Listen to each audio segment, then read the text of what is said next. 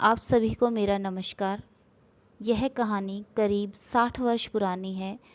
तब लोग शुद्ध और रसायन रहित ताकत वाला भोजन करते थे, तो उनमें ताकत भी पूरी हुआ करती थी। एक एक व्यक्ति करीब 2.5 मन 100 किलो वज़न आसानी से उठा लिया करता था। ऐसा ही एक व्यक्ति था भीमा, जो इतना ताकतवर था कि 2.5-3 मन यानी 100 से 150 किलो वज़न को अपनी पीठ पर लाद कर सीढ़ियों से छत पर अकेले ही चढ़ा देता था। जब भी कोई इस तरह का काम अटकता था, तब गांव वाले और आसपास के गांव वाले भी उसे ही बुलाकर ले जाते थे।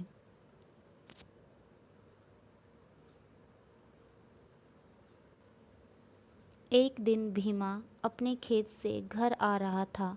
तब गांव के बाहर झाड़ियों में उसे एक मेमना बकरी का बच्चा मिमियाता हुआ सुना। उसने पलटकर देखा, तब वह मेमना उसे देख रहा था, मानो उससे सहायता मांग रहा हो। सूर्यास्त हो चुका था।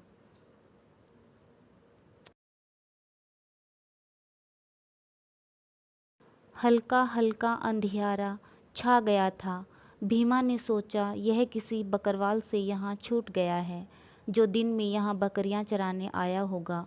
मैं इसे कंधों पर डालकर गांव ले चलता हूँ। अगर इसे यहीं छोड़ा तो रात को गीदड़ इसे खा जाएंगे।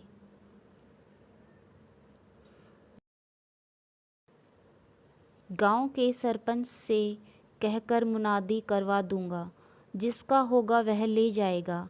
यह सोचकर वह उसे अपने कंधों पर पीछे की ओर लटका लेता है और उसके पिछले दोनों पैर आगे की तरफ एक हाथ से पकड़ लेता है, क्योंकि उसके दूसरे हाथ में कस्सी थी जो उसने दूसरे कंधे पर रखी हुई थी।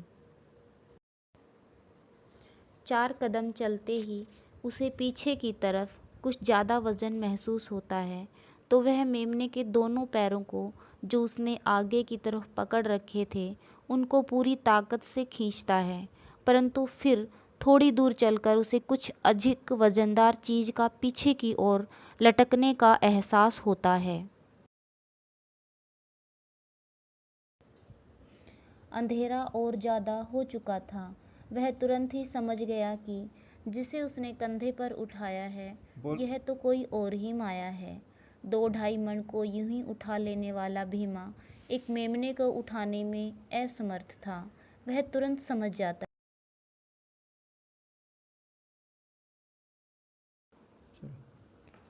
तथा वह बिना मुड़े कस्सी को छोड़कर दोनों हाथों का प्रयोग करते हुए पूरी ताकत से मेमने के पैर पकड़कर घुमाते हुए अपने सामने पटक देता है।